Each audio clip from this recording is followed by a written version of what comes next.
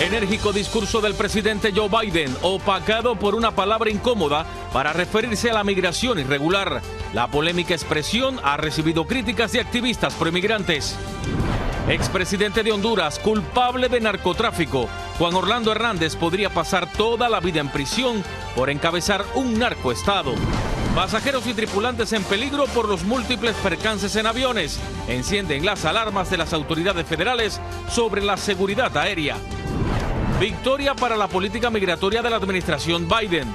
Juez federal mantiene vivo el programa de parol humanitario para migrantes de Cuba, Venezuela, Haití y Nicaragua. Reducidos a cenizas, así fue como terminaron decenas de hogares en un barrio de Colombia. Ahora las familias buscan refugios y albergues luego de perderlo todo.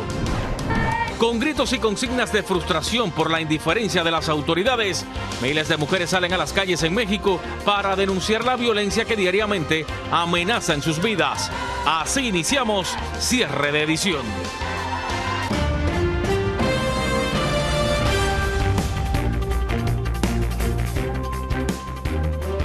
Hola, ¿qué tal? Muy buenas noches, bienvenidos a Cierre de Edición. Les saluda Abel Álvarez. Y vamos a comenzar con esto porque un día después de su exitoso discurso del Estado de la Unión, el presidente Joe Biden enfrenta críticas, ira, polémica y decepción, no solo de activistas proinmigrantes, también de algunos demócratas por usar la palabra ilegal al referirse al sospechoso migrante de asesinato de una estudiante en Georgia.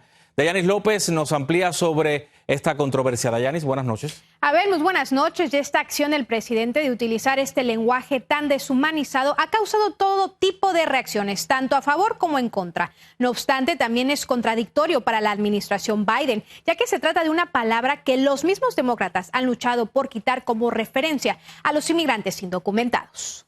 Lincoln Riley, an innocent young woman who was killed by an illegal. That's right. But how many of thousands of people being killed by illegals? Palabra, discurso, respuesta que jamás defensores de los derechos civiles y humanos pensaron escuchar del presidente Joe Biden durante su importante informe del gobierno.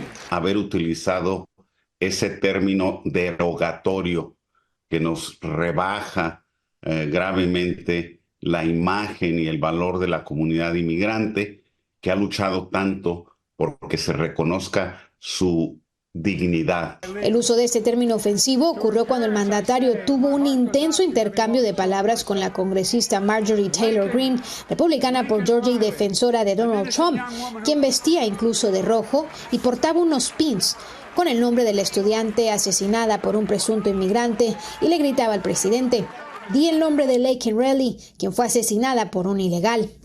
Y causó mucha controversia que este presidente, que ordenó a su administración que se removiera el término ilegal para referirse a los inmigrantes, aparentemente cometiera un error utilizando el término ante los ojos de un gran auditorio nacional e internacional.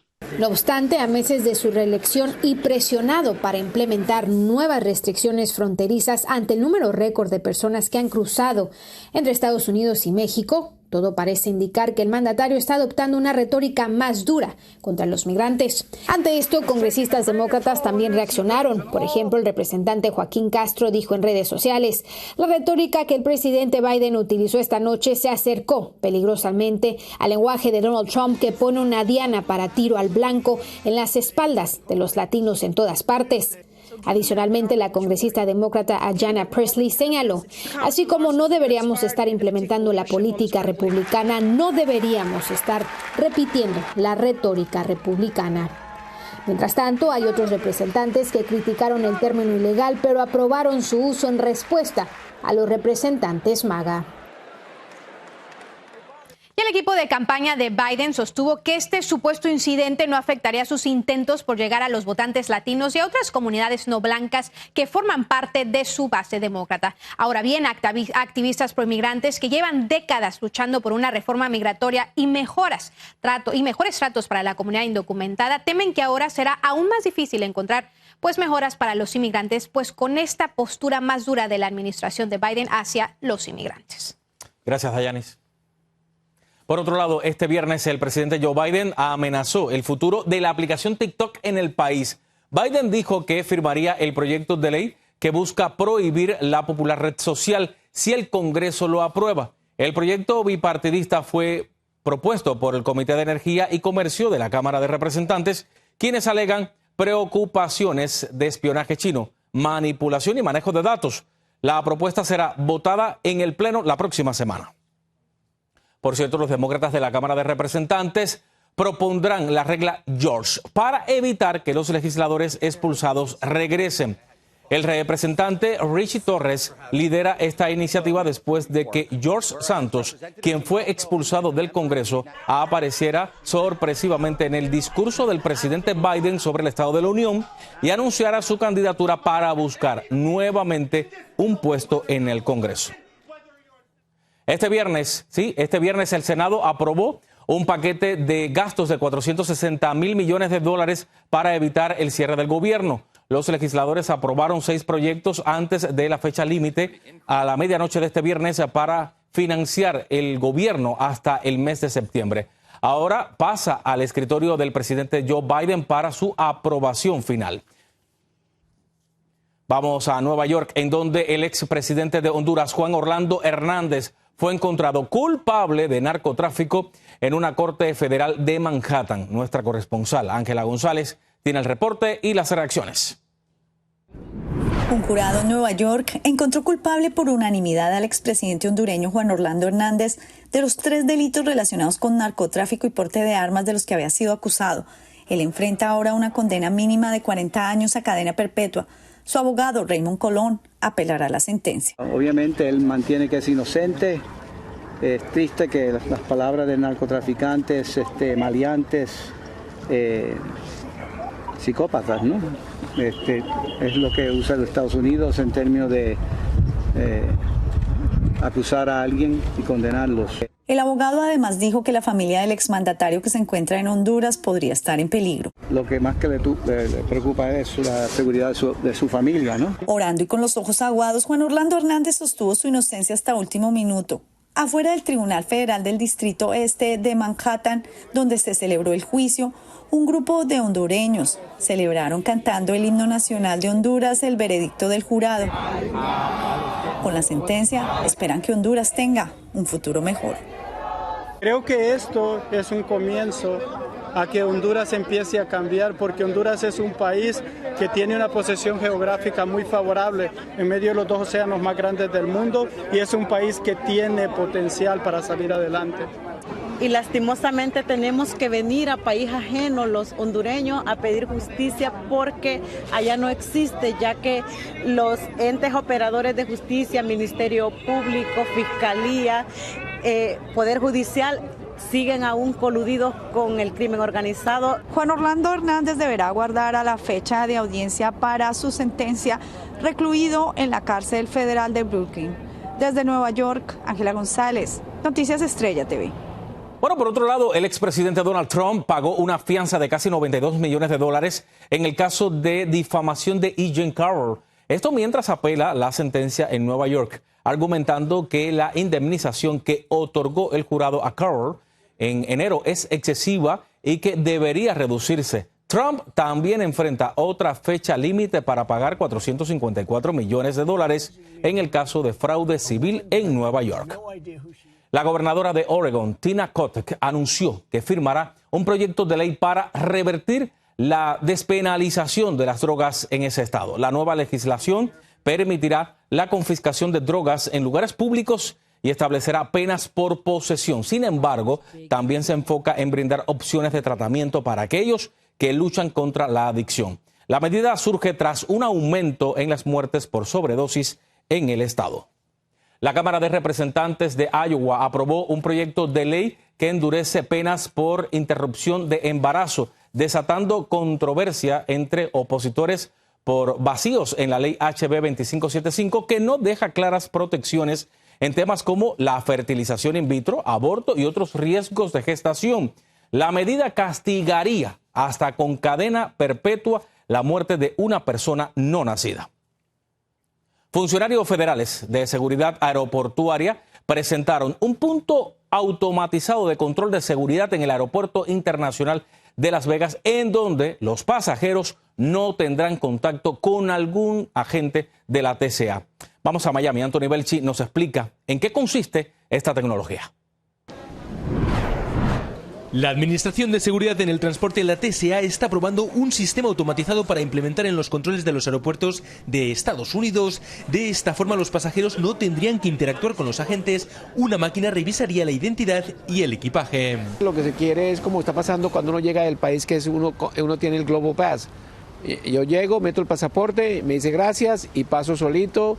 En la puerta estará alguien ahí esperando para verificar que yo cumplí. El sistema empezará a probarse en unos días en el aeropuerto de Las Vegas y para los pasajeros con TSA PreCheck que ya han pasado un control previo de antecedentes. La medida ha sido bien recibida entre los pasajeros que creen que ahorrarán tiempo. Excelente que lleven la tecnología a los controles de seguridad, evitas la fila, la cola.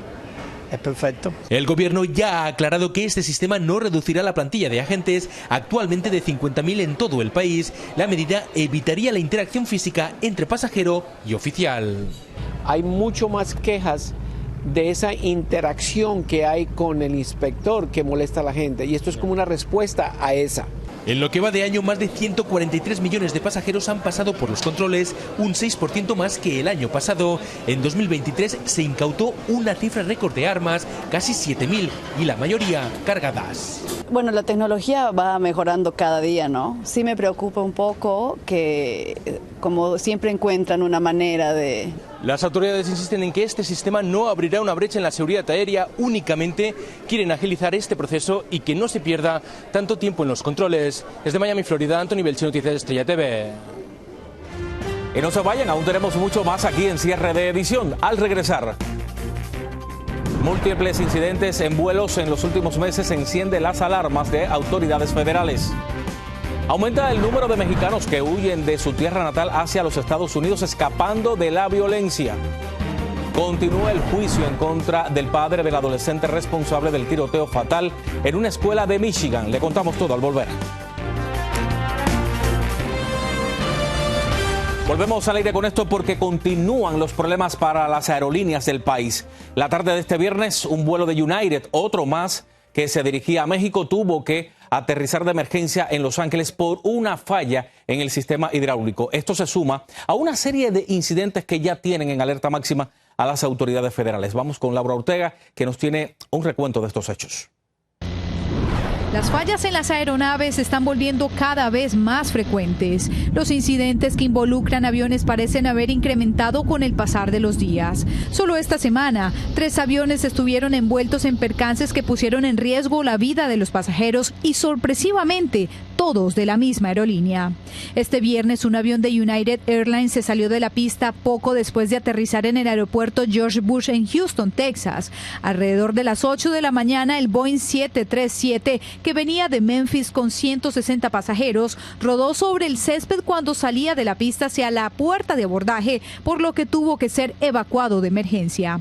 El jueves por la tarde también un Boeing de la misma compañía que salía de San Francisco hacia Japón perdió una de sus ruedas durante el despegue y tuvo que ser desviado hacia el Aeropuerto Internacional de Los Ángeles, California.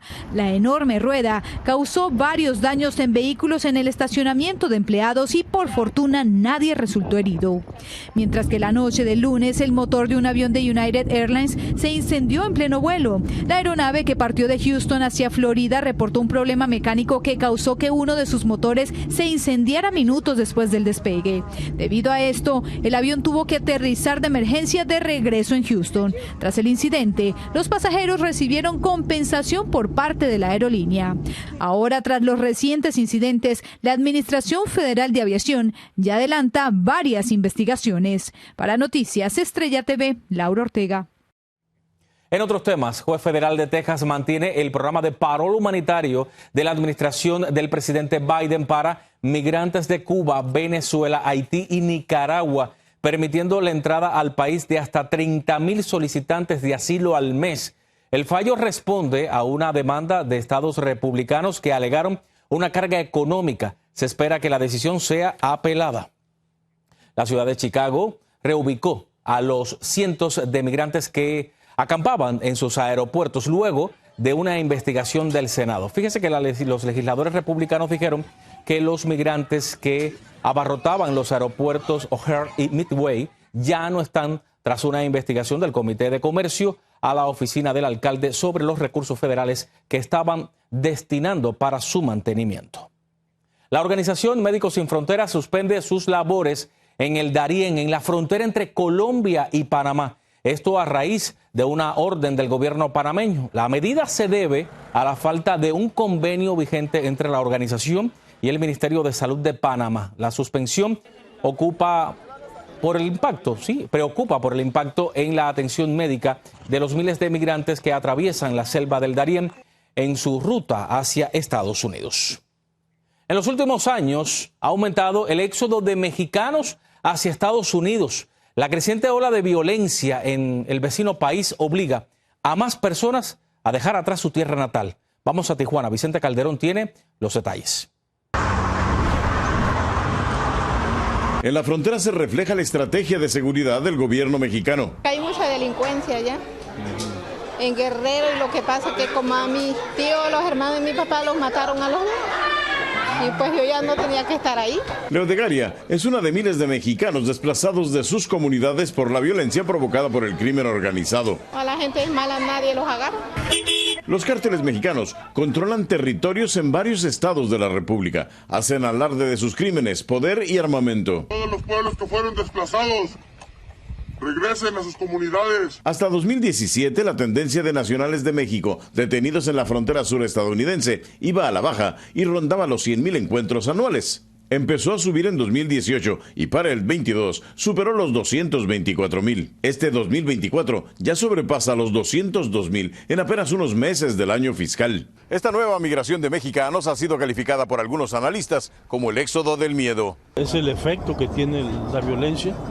No es una migración laboral tradicional como la anterior. José Luis Pérez Canchola es uno de los expertos que ya había advertido la tendencia. Esta es una migración muy mixta en términos de violencia, amenazas, cobro de piso, que también eso provoca la salida de mucha gente. El presidente López Obrador dice que el país está en paz y los homicidios bajaron. Marcela Aguilar salió de Michoacán buscando la protección de Estados Unidos mediante el asilo porque no vio mejoría. Vengo huyendo por amenazas hacia mí, mis hijas, y hacia mi familia. El incremento es notorio en adultos solos, en menores acompañados y también en familias. En Tijuana, Vicente Calderón, Noticias Estrella TV. Y ahora mira esto, este viernes un empleado de una tienda de armas testificó contra el padre del tirador de la escuela secundaria de Oxford en Michigan. Cami Buck señaló que James Crumbley compró la pistola poco antes del ataque y tenía un interés particular en el arma. I approached a customer prior to Mr. Crumbley and he directed me to go ahead and take care of Mr. Crumbley first. So I did. Mr. Crumbley asked to see the Sig Sauer. Said he had had his eye on that for quite some time. Buck señaló que James Crumbley, acompañado por su hijo Ethan, pagó alrededor de $520 en efectivo por una pistola 9 milímetros el 26 de noviembre de 2021.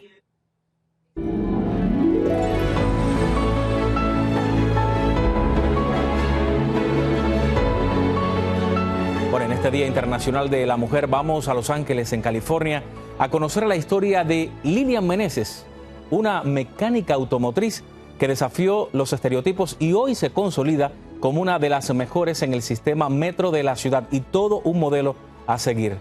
Nuestra compañera Melissa Henao nos tiene su historia.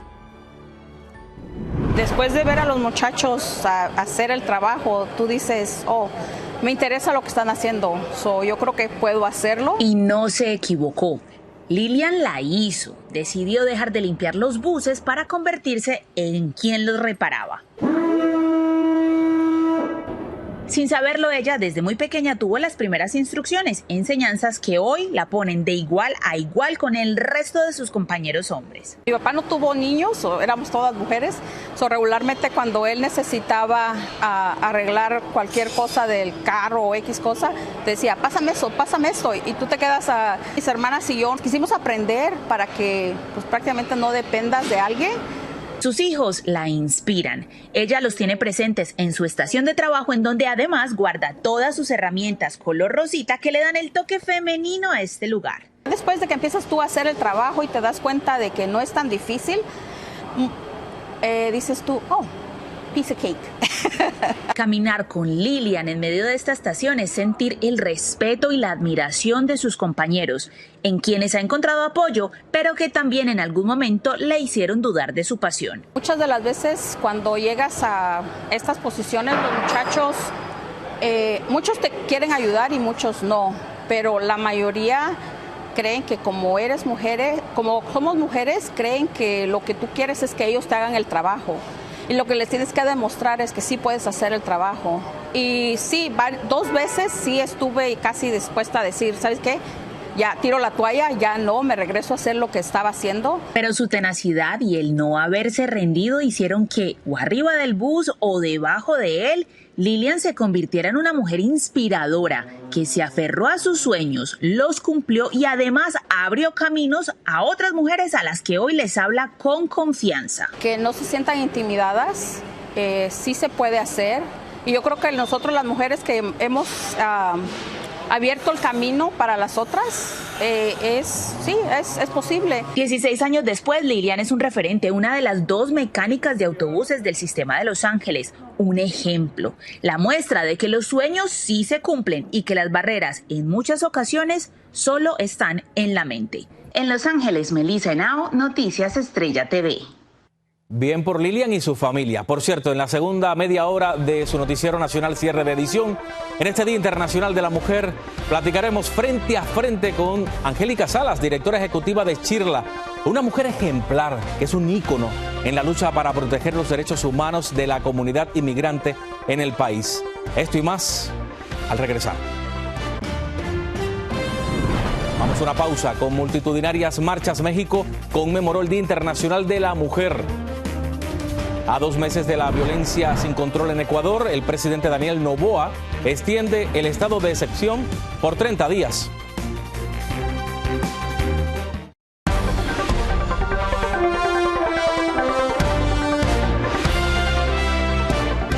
En el Día Internacional de la Mujer platicaremos, como le decía, frente a frente con Angélica Salas, directora ejecutiva de la Coalición por los Derechos Humanos de los Migrantes, mejor conocida como Chirla, una de las organizaciones más importantes en el país. Angélica ha destacado como un estandarte en la lucha por la protección de la comunidad latina en los Estados Unidos. Angélica es líder en la defensa de la reforma migratoria y la justicia para los inmigrantes. Es un honor recibir en nuestro estudio a Angélica Salas. Buenas noches, bienvenida, Angélica. Es un placer siempre estar aquí con ustedes. ¿Cómo llegamos a este 8 de marzo?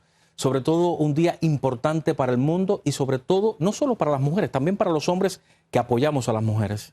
Bueno, para mí es muy importante siempre darle el honor que se merecen las mujeres, especialmente todas nuestras mujeres inmigrantes, nuestras mujeres trabajadoras que están aportando a sus familias, a sus comunidades y definitivamente a esta nación y también a nuestros países. Ahora bien, ¿es muy difícil ser líder de una organización proinmigrante? Bueno, para mí es un honor ser parte de la organización Chirla, porque me toca trabajar con personas con mucha esperanza, con mucho valor, con muchas ganas de hacer algo bueno por su gente y por su comunidad. Así que para mí, ¿verdad? Siempre es un día hermoso el día que llego a mi trabajo. Tengo muchos compañeros que me apoyan, compañeras, ¿verdad? De lucha. Así que para mí es realmente una bendición. Angélica, ¿cómo es llevar la vida personal con la vida laboral? Porque indiscutiblemente ser líder de una organización como Chirla implica muchas horas de trabajo. Me imagino que la familia también la extrañe. Definitivamente, pero lo que tengo como para mí, ¿verdad? Como también digo, otra bendición es que tengo el apoyo de mi familia, de mi mamá, definitivamente de mis hermanas, de mi esposo, que me apoya bastante, de mis hijos, pero también uno tiene que saber balancear, tiene que ser... como decía mi papá, ¿verdad? No nomás puedes ser, ¿verdad? Candil de la calle, oscuridad de tu casa. Tienes que ser candil de ambos. Entonces, para mí es muy importante darle su tiempo a mi familia también, a mis hijos. Tengo una hija que está en la universidad, tengo un hijo que ya es padre de familia. Entonces, para mí es muy importante asegurar que también estoy ahí para ellos. ¿Qué piensan ellos de ese trabajo que haces tú? Bueno, primeramente me apoyan bastante. ellos creen en la misión de la organización, se sienten conectados a esa misión de avanzar los derechos humanos y civiles de los inmigrantes. Yo soy inmigrante de Durango. Llegué aquí cuando era una niña. Mi esposo es un inmigrante de El Salvador.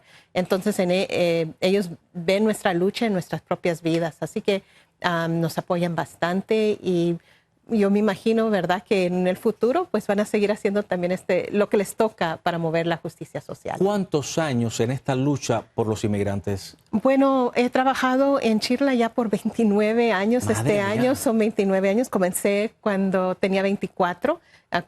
Comencé como voluntaria, como muchos de nuestros líderes de la organización. Y después, ¿verdad?, me involucré más. Empecé en la organización cuando California no era el estado proinmigrante, era otra cosa. Entonces me siento muy orgullosa de todo el trabajo que he hecho con mis compañeros de trabajo, de lucha, y definitivamente pues mandarles un gran agradecimiento a nuestros miembros, a las mujeres, a las personas que son parte de nuestra membresía que han avanzado este trabajo. ¿Podremos vivir lo de 1986 con otra reforma migratoria? Esa es la lucha. Mucha de mi familia pudo legalizarse con la amnistía del 86 y sé cómo cambió la vida de tantas personas que yo quiero, y mi esperanza es de que tengamos una reforma migratoria, la legalización de millones de personas en este país que lo único que hacen es contribuir a que salga adelante la nación. Muchísimas gracias por estar con nosotros. Gracias por venir en este día tan especial y por formar parte también de la historia latina de este país. Muchas gracias. Muchas gracias a ustedes. Un placer.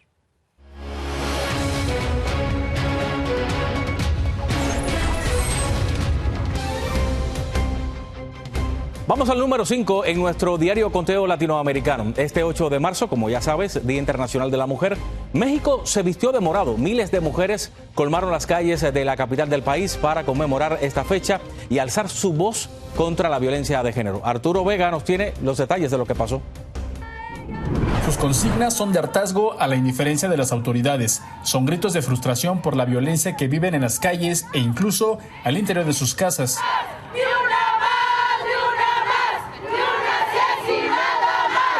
Miles de mujeres hicieron suyas las principales avenidas de la capital mexicana para exigir alto a la violencia y que se hagan valer sus derechos, como el acceso a la salud. No hay tratamiento, no hay detecciones oportunas, no hay seguimiento a los medicamentos y esta idea como del sistema de salud de Dinamarca es una burla. También llegaron mujeres con discapacidad intelectual, auditiva, visual y motriz que a diario son discriminadas y que desde su perspectiva tienen nula atención por quienes buscan gobernar al país. No podemos escapar de las violencias si en nuestras casas la estamos viviendo. Y es necesario que se presupueste y que se etiquete para que hayan refugios accesibles y que mujeres con discapacidad puedan escapar de sus entornos violentos. Las estadísticas ponen a México como uno de los países más violentos contra la mujer. Detrás de cada cifra hay una historia que exige justicia. Según la Organización Mexicanos contra la Corrupción, en el país se cometen 39 violaciones sexuales diarias.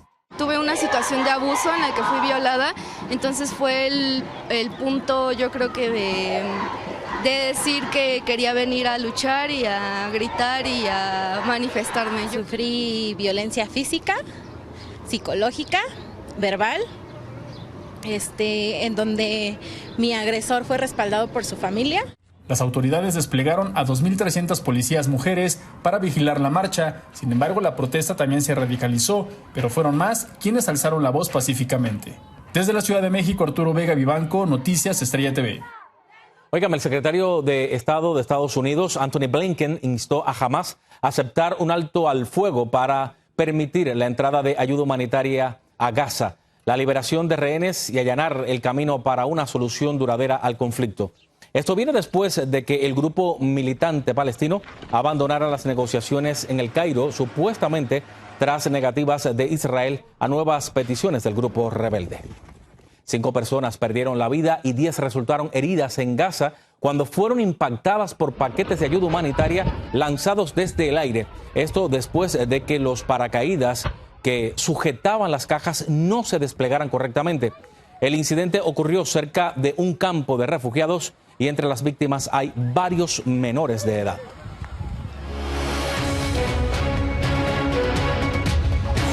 Vamos al número 4 en nuestro diario conteo latinoamericano. En Ecuador, la reciente ola de violencia llevó al presidente Daniel Noboa a extender el estado de excepción. ¿Cómo se encuentra el país? Esta es una muy buena pregunta. Desde Quito, Ecuador, nuestro corresponsal Jeff Sanguña nos tiene el reporte. Tras la fuga de Adolfo Macías alias Fito y la toma del canal TC Televisión en Ecuador, el presidente Daniel Noboa firmó un estado de excepción por 60 días el 9 de enero y fue ampliado por 30 días más. Desde entonces, la percepción sobre seguridad en el país ha mejorado. En lo que va del año se contabilizan 914 homicidios, un 16% menos en comparación a las mismas fechas del 2023. Se han realizado más de 153.000 operativos y hay 280 personas detenidas por terrorismo. La ley le permitirá declarar un nuevo estado de excepción solo si las causas cambian. Pero ¿qué pasará cuando concluya la reciente ampliación? La consulta popular de abril sería clave. Si es que hay la favorabilidad de los electores para esta consulta popular y para esta pregunta en específico, ya no será necesario decretar estados de excepción para encontrar ese espectro colaborativo y de labores conjuntas entre Fuerzas Armadas y Policía Nacional. Pero la clave estaría en las políticas públicas también.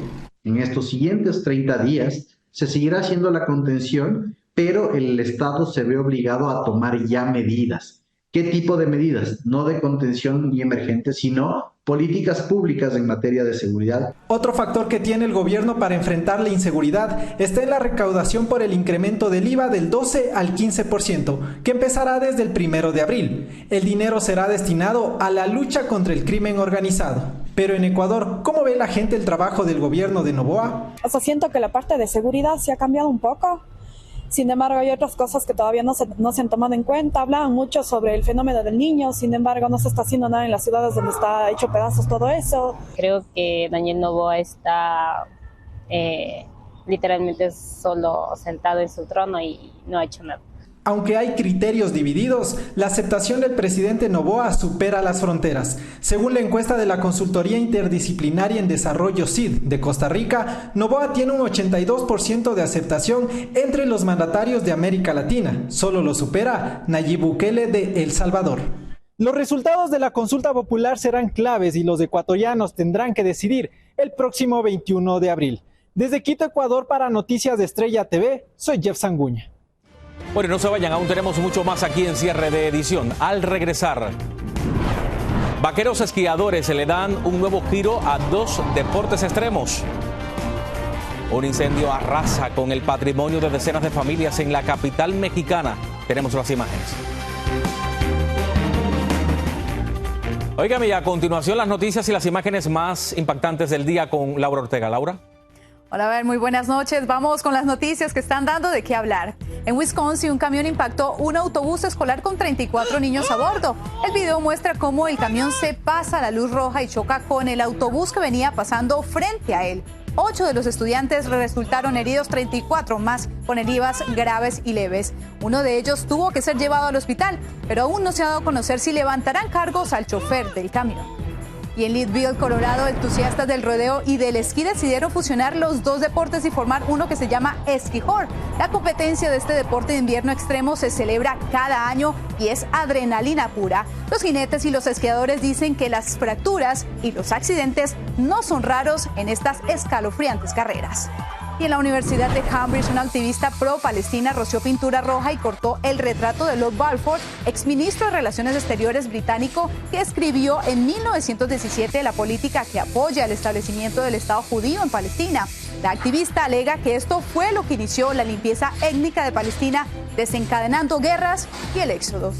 En Wisconsin celebran a un hombre que ha donado 176 galones de sangre en 34 años, así como lo escucha. Bill Wasserger ha realizado más de 700 donaciones en poco más de 3 décadas. El entusiasta donador menciona que no solo lo hace para obtener el récord Guinness, sino también para motivar a más personas a donar.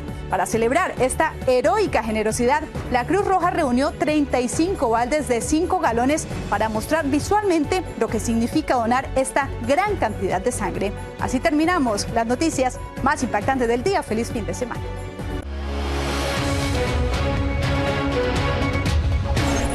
Bueno, y vamos al número 3 en nuestro diario Conteo Latinoamericano. En Colombia, un devastador incendio arrasó prácticamente con un vecindario de la ciudad de Bogotá. Decenas de familias lo perdieron todo. Carolina Gómez nos tiene el reporte. Parecía el fin del mundo, así vivieron 70 personas, entre ellas 19 niños, un voraz incendio que comenzó con una fuerte explosión en el barrio Ramírez del oriente de Bogotá y que se propagó rápidamente por el humilde sector construido en su gran mayoría con casas de madera. Ahora, afortunadamente no hay personas lesionadas, eso es lo primero pues que vale la pena destacar. Afortunadamente la comunidad también se organizó para apoyar, obviamente todos los que están en el entorno ayudaron. 27 unidades de bomberos, 4 carrotanques, 4 carros de respuesta rápida y la ayuda de todos los vecinos no fueron suficientes para controlar las llamas que acabaron con 50 viviendas, dejando lo poco de estas familias como camas, sillas, ollas y algunos objetos literalmente en cenizas. La cosa es que no quede en la purita calle sin nada. Necesitamos tejas, necesitamos madera, necesitamos cable para la luz, puntilla. Una persona que más que sea nos puede ayudar con una libra de puntilla, con alambre.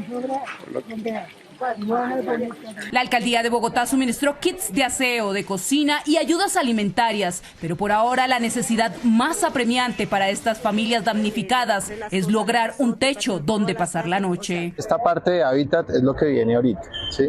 La caracterización de dónde van a dormir, pero ya las ayudas están andando. Las autoridades investigan las causas del incendio. Por ahora lograron identificar qué generó que las llamas se propagaran rápidamente. Y es que en la zona existen varias bodegas de reciclaje, material que generó que el fuego se avivara. En Bogotá, Colombia, Carolina Gómez para Noticias Estrella TV. Que no se vayan, aún tenemos mucho más aquí en cierre de edición. Al regresar, frustran ataque a israelíes en Perú. En importante foro internacional hay varios detenidos. Óigame, la salud del Papa Francisco parece estar mejorando después de una batalla larga con la bronquitis que lo incapacitó desde el 24 de febrero. Hoy viernes, el pontífice de 87 años no pidió ayuda a ningún asistente para leer su homilía durante su visita a una parroquia en Roma, donde tampoco se le vio signos de fatiga. El Pentágono declaró que no existen pruebas creíbles de que Estados Unidos ocultara la existencia de vida extraterrestre, según el informe publicado este viernes, que cubrió investigaciones clasificadas y no clasificadas desde 1945 a la fecha. Determinaron que la mayoría de los avistamientos eran resultado de una identificación errónea de objetos y fenómenos ordinarios.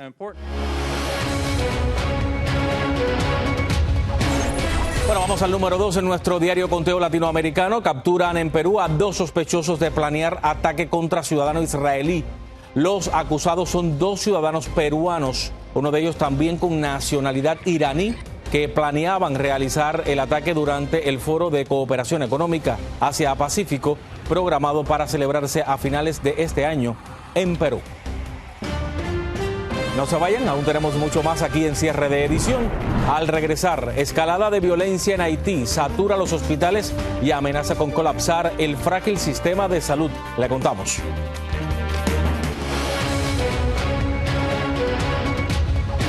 Y vamos al número 1 en nuestro diario Conteo Latinoamericano. El sistema de salud de Haití está al borde del colapso luego de la constante violencia provocada por las pandillas.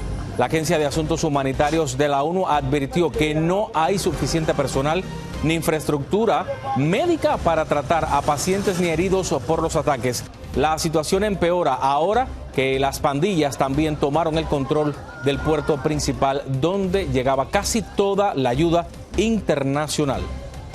Muere el creador de la legendaria caricatura Dragon Ball, Akira Toriyama, conocido por sus populares títulos de Dragon Ball y Dr. Slump. Murió este viernes de causas naturales a los 68 años. El gobierno de Japón y de China han expresado sus condolencias por la pérdida de este creador, quien desde 1984 dio vida a la popular historia que posteriormente fue adaptada a series de televisión, películas y videojuegos en más de 80 países. Que descanse en paz. Y la compañía de juguetes Mattel celebra el mes de la mujer con 8 nuevas Barbies en su colección de modelos a seguir. Esto también para celebrar el aniversario de la icónica muñeca que cumple 65 años mañana 9 de marzo. Las muñecas son únicas en su clase y no están a la venta. Entre ellas se encuentra la cantante Shania Twain, la actriz Viola Davis, la influencer brasileña Mayra Gómez y la directora de cine mexicana Lila Avilés. Así que felicidades a las muñecas de Mattel. Y con esto vamos llegando al final. Soy Abel Álvarez, gracias por acompañarnos. Feliz día a todas las mujeres que nos están viendo ahora mismo aquí en Cierre de Edición. Que tengan un buen fin de semana. Soy Abel Álvarez.